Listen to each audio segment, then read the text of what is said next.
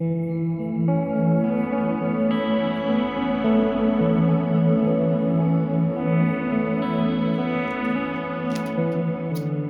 welcome back to my film and TV channel. Hope you're all staying safe and well. We're going over to Amazon today, and we're going over to, an interesting comedy drama with not everyone's favourite, bit Marmitey. I think it was more popular a few years back, but I think since he went over to the US, not because he went over there, but just generally because of his how he's portrayed. He's not overly liked. Well, he is liked, but obviously a lot of people don't like him now. Or certainly over here in the UK, I don't know if you're watching this in the US or other territories, what you think. But obviously, we're talking James Corden. We're talking a little comedy drama on Amazon Prime called Mammals. So we're going to have a look at that today and give people's views and my quick views on it. Please, if you are new to the channel, push that subscribe button, push the bell notifications. Jump on board, spread the word. It'd be great to have you. And I'd say I do a film reviews, TV drama reviews, comedy reviews, everything, information vlogs, stuff like that. So I try and give as much information as I can, and if I can entertain while I do it occasionally, then I will try to do so. But it'd be great to have you on board. And please, if you're on Twitter or YouTube yourself, it's nice to get likes, isn't it? And thumbs up. So just press that, just smash that thumbs up button now. It'd be great. Just make an old TV and film watcher very, very happy. Right, yes, this was appeared from November the 11th on Amazon Prime. You can watch all 6 episodes, which I like to do. I hate having to wait week by week for stuff, which is just how it is in this day and age, isn't it? Comedy drama written by two-time Olivier and Tony Award-winning writer Jez Butterworth. Yeah, so good pedigree. Directed by Stephanie Lang, who had previously directed Made for Love and Physical.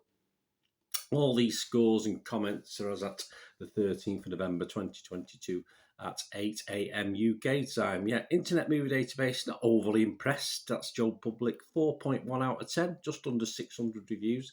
66% positivity though, so that's much better. So even though only the average is 4 points, so that means the scores are probably skewed a little bit. Some people putting too many 1 out of 10s as opposed to people putting 10 out of 10. So I think that 66% is a fairer reflection, if you like, on what the public are thinking. Rotten Tomatoes audience, they're low. They're only 41%. But again, there's no breakdown of that. It's just a figure. And as I said, this series stars James Corden, Amelia Krelling in the main roles. Colin Morgan and Sally Hawkins also star. And what's it about? Well, it revolves around Jamie, who played by Corden, a Michelin-starred chef. Yeah, sort of works okay in this, whose world implodes when he's revealed some shocking secrets about his pregnant wife, Amandine, played by Amelia Krelling. Jamie is hunting for answers with the help of his brother-in-law, Jeff, that's Colin Morgan. Through his hunt, the cracks in Jeff's marriage to Jamie's sister Lou, Sally Hawkins, also widen. Yes, a wonderful relationship drama, this. That's why it's a comedy, I suppose. Jeff tries to get through to Lou, but this only makes Lou descend deeper into a secret fantasy world. Yeah, but it is mainly the other couple that we're focusing on, but there is an element that grows more into the series as well. And look at the critics themselves. Well, Metascore, which is the Metacritic, only 9 critics have bothered or been able to leave any sort of review. 58% positivity, so that's okay. That's not too bad. That's just 12 critics, as I said. But obviously that's five positive and 8 mixed, but no negative. So obviously not too bad. And it scores anywhere between 40 out of 100 and 80 out of 100. Rotten Tomatoes, again, no breakdown of the figures for them, but 50%. So half and half.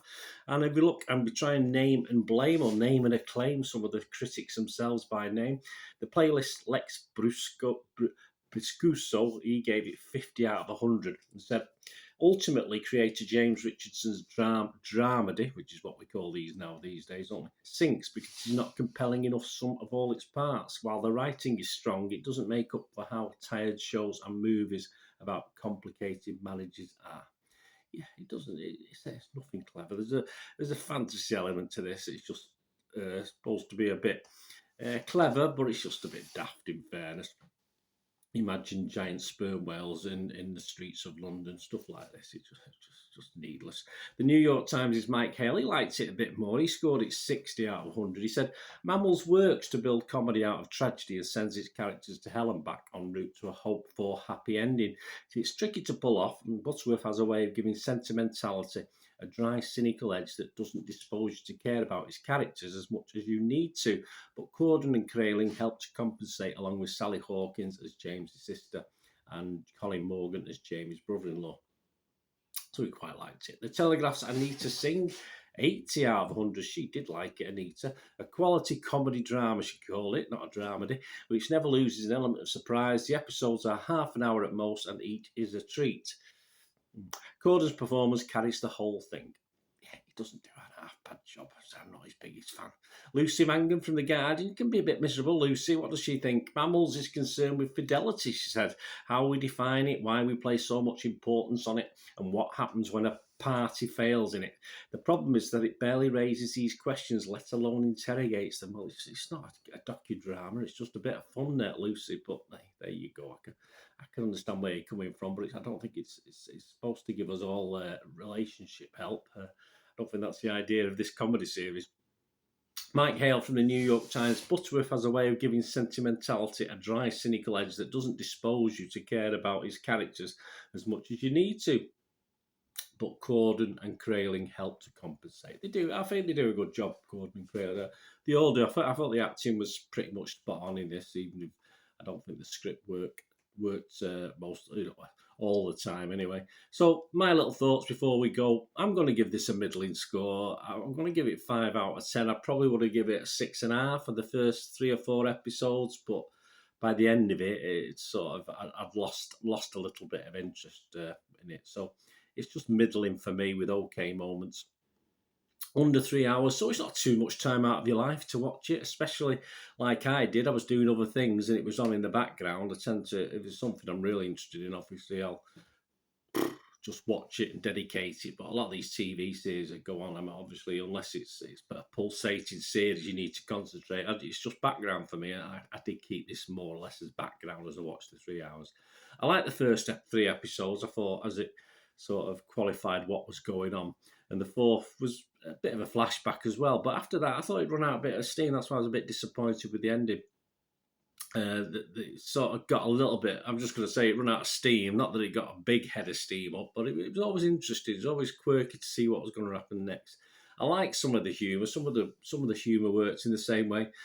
Ricky Gervais does a comedy series, and it sort of works in that sort of way.